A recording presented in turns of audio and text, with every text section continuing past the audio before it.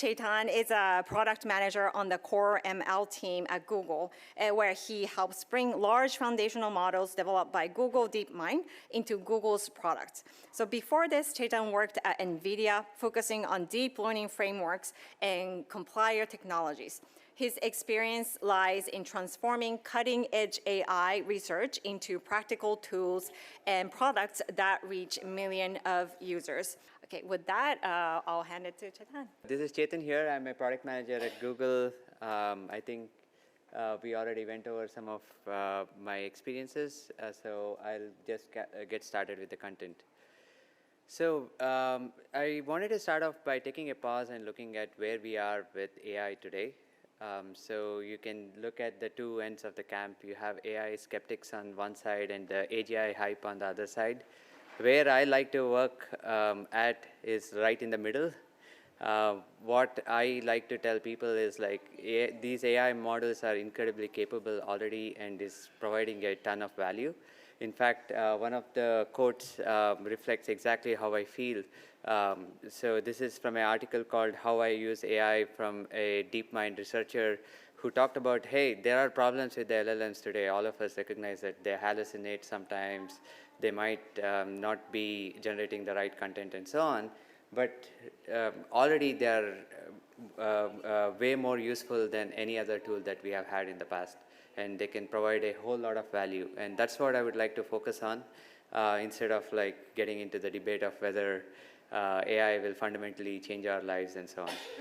And to illustrate this point, as I was preparing for this, this session today, I came across this article on NPR while I was doing my daily commute. And this is from a Stanford researchers who were trying to find racial covenants in Santa Clara County deeds. So basically, this is from back in the day when they added racial language into these deeds, and they still exist on these property deeds, which restricts how they can be traded between people. And they were trying to solve this problem.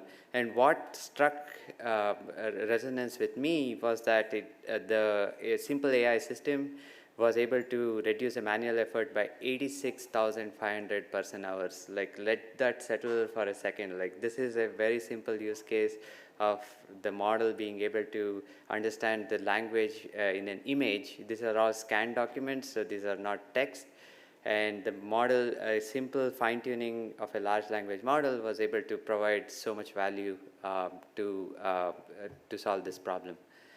And at the same time, we all see viral application. We all know what happened at the beginning of last year and the end of 2022. ChatGPT became viral, and this is why we are here today talking about AI and so on. And more recently, there has been Notebook LM from Google that has been extremely popular. For those who don't know, a Notebook LM is a simple UI where you can dump your documents, and it creates a audio overview or a podcast for you. And it's been lauded as like a very useful tool for people to learn new topics and so on, right? But the elephant in the room here is that none of these experiences was planned. Like, it's not like the ChatGPT team or Notebook LM team decided, hey, I'm going to go build this product and it's going to be a viral hit and I'll have millions of users, right? These are all experiments that these teams were trying, and somehow it clicked. So this fundamentally changes things. Like, what we need now is faster experimentation and domain adaptation to different use cases, and a fundamental reimagination of the user experiences that we provide through our products. And that's what I wanted to focus on in today's talk. So in terms of how we would go about working with these models, I just wanted to put together a simple primer, right? Like, I mean, again, this is beginner focus. So, and for those of you who are probably more advanced in your journey with AI, happy to chat about it offline, but I'll be focusing this talk to be more beginner friendly to start with that. So again, like, you don't have to necessarily do a whole lot of quote-unquote detailed domain adaptation as such. You can always start with prompting, and I'll go over some examples of how prompting can impact how you get better responses from the models, right? And the next step after that is you would want to probably fine-tune the model to bring in some domain-specific knowledge that it probably was not there in the base model. These are industry-specific or domain-specific knowledge that is specific to your company or your domain and so on. And you can steer the model to behave better for those use cases. And then finally, the under talked about part here is to invest in product-specific evaluations. So the elephant in the room is, I mean, we have this archive papers coming all the time, and like model releases happening all the time, and people are talking about how one model is better than the other. But does it really matter? Like, I mean, we are getting to a point where the models are getting better, but they're uniformly getting better across like the various providers. But like what is missing is like product-specific evaluation sets that you can rely on for your specific product, not some academic benchmark that was written by a university somewhere and so on. So with that, let's get started. I didn't want to tempt the demo god, so I took a video of it, but all of this is reproducible very easily. So some of you might have seen this specific question asked, how many R's are there in strawberry? And yeah, the model doesn't get it right. So you would think, hey, the model is not very capable probably, and what should I do, right? But yeah, let's see, let's run it across two different models. I'll just pause the video for a second and then continue. So what I'm doing here is like, this is AI Studio from Google, and it has a comparison tool which you could use to compare the responses of the prompt across different models. And here I have a flash size model, which is a smaller model, and then the pro model here. So this is the first step you should be doing, like when you're prompting a model, like comparing result across different models and see how it behaves. And again, both of them got it wrong. The flash was a little bit faster, but does it matter, right? So I'll continue the video. And you will see that just by changing the prompt, I added simple sentence saying, write a Python code to solve the problem, right? Like, I mean, you would think like, hey, is that really going to change things? This is a very simple way I'm modifying the prompt. And then using AI Studio, there's a code execution option, so I'm going to turn it on to make sure that the code gets executed. And now, lo and behold, you have the right answer. And you can hide this sort of complexity within your product deployment and so on, so you don't have to expose it to your end user. Yeah, by simply changing the prompt in a very basic way, you are able to get the right answer. Now you can do this with images as well. So here I have an image downloaded from Google, and I see there is a tree and there is some disease impacting the tree, right? So I ask a simple question, what do you see in the image, right? So it does give me an answer with a lot of details, but I want to build a product. So this sort of like open-ended paragraph is not very helpful to me, right? So what I'm going to do next, if the video can proceed, is to ask the model to identify the tree, the disease that is afflicting the tree, and also some remedies to fix it, right? Like I want to bring more structure to the answer. So then I can integrate it into my model in a meaningful, into my product, sorry, in a meaningful way that can provide some benefit. And not only that, with AI Studio, you can ask for the JSON mode, and you can even just prompt the model to say like, please output in the JSON mode. And what you'll see is like when with the simple change of prompt, you'll get much more of a structured answer. And I'm just going to wait for a second. And now you have something that you can embed within your product very easily. Like it's a JSON structured answer. You can like embed it into your application. If you want to build an application to be able to recognize leaf disease, for example, you have a structured answer. And it's also critical to play around with these models, like I'm showing here. The Flash model response is slightly different from how the Pro model responded. And not only that, if you look at the response speed, that's different too, 2.6 seconds versus 3.3 seconds and so on, right? So these are the sort of experiments that you should be running with your production prompts and your experimentation to see where the models are, right? So next I wanted to talk about like what you can do.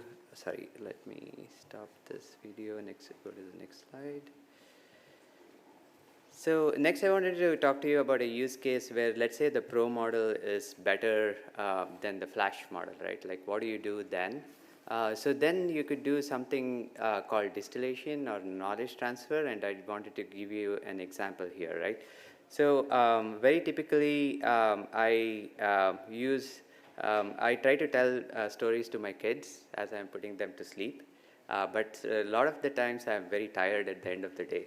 So like most people are, and so I use Gemini to generate a bedtime story for my kids, right? So I wanted to create something to show like how you could use the pro model to tune the flash model to give better bedtime stories. So here the prompt is create a bedtime story for a 5-year-old. It's the same prompt across 2 models, and it generates some output, right? I'm not going to be reading out the output and comparing the quality here, but like I just wanted to give you a taste of how you could do it yourself, right? You give a prompt, get the response, and then you can judge it for yourself what is better than the other. And let's say you like the response from the pro model, but it's taking a whole lot of time, right? It's double the time, about 6 seconds versus 3 seconds. And that's not ideal for your product experience. So what you could do is like steer the smaller model using the outputs from the bigger model. So I'm going to just zoom ahead a little bit. Okay, let's see. Yeah, so this is again showing you the response and with some prompt engineering.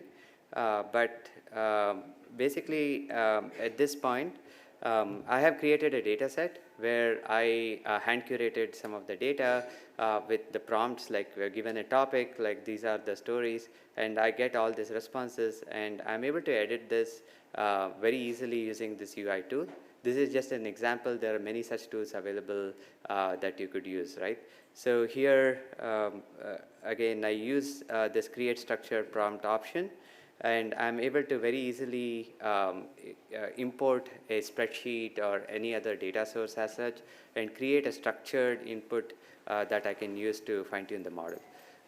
And once I have the input-output pair, then it's very, very easy with the tooling that is available today for you to get started with your fine-tuning. So the import examples, I didn't show it here for the interest of time, but that's what I used to move the data from a CSV into this model.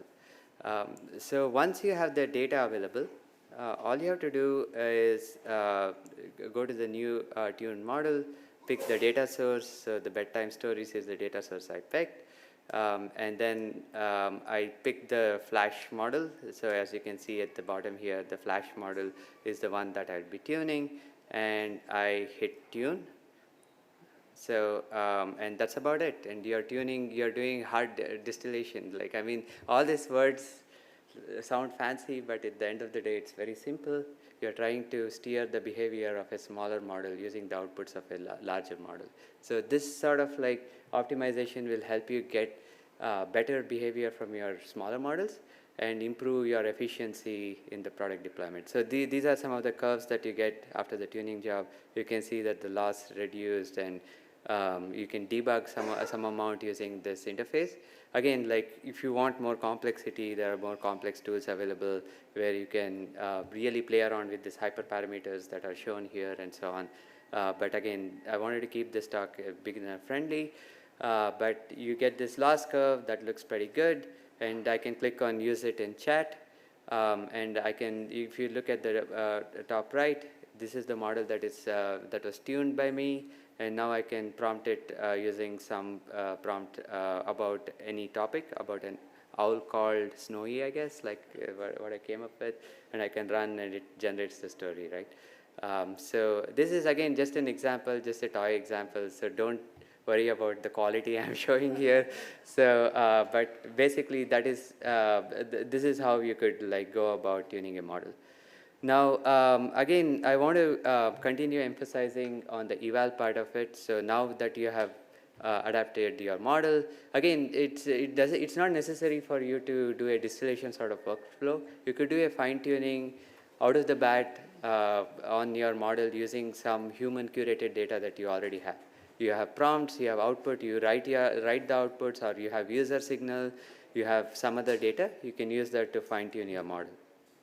So now that you are fine-tuning your model, like how do you know that your model is getting better or worse, right? And that's where you need to think deeply about evaluation.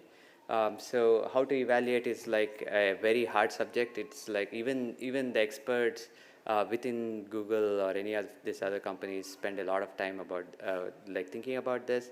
So it can get quite complex, but at least to start with, you can think about using some of the academic benchmarks to do your hill climbing, just to start as a starting step. And I would just wanted to illustrate like the number of academic benchmarks that are available, like having the screenshot here, and I have the paper linked here once you eventually get the slide. But it's very important to figure out like which of this benchmark suits your user need, right? Like all the benchmarks are not the same. They are addressing different use cases. So figuring out which of these benchmarks to use is critical. And once you can get some sort of signals from this, then you need to really invest into the product or task-specific eval prompts. So again, you have to think through the different metrics, different types of metrics that you would like to capture. You would want to have it capture quality of the responses for your use case, safety, responsibility, bias, and so on. And finally, you could do a human-in-the-loop evaluation of the prompt responses.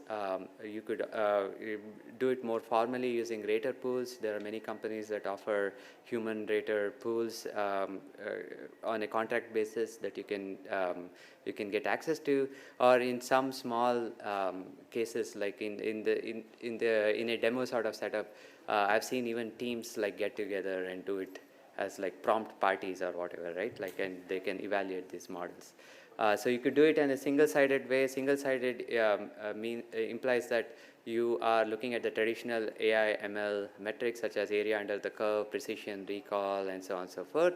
Or most likely for creative jobs these days, side-by-side evaluation is the standard way of doing it, where you compare the results of two LLMs or a LLM and a human, and then you determine whether the LLM met the quality criteria that you are looking for.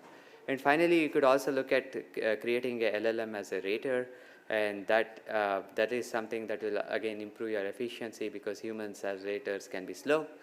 So if you create LLMs as a rater, I have included a link on how you could do this. Very simple ways to just prompt a LLM again. Give it the two inputs and say that you are a critic. You need to spend some amount of time to sort of tweak the prompt, like do some prompt engineering. But once you're done doing that, like a simple prompt is enough to be a rater for you to compare the output of two different models. Yeah, that's about it from my side. Thank you for your time today. Thanks so much.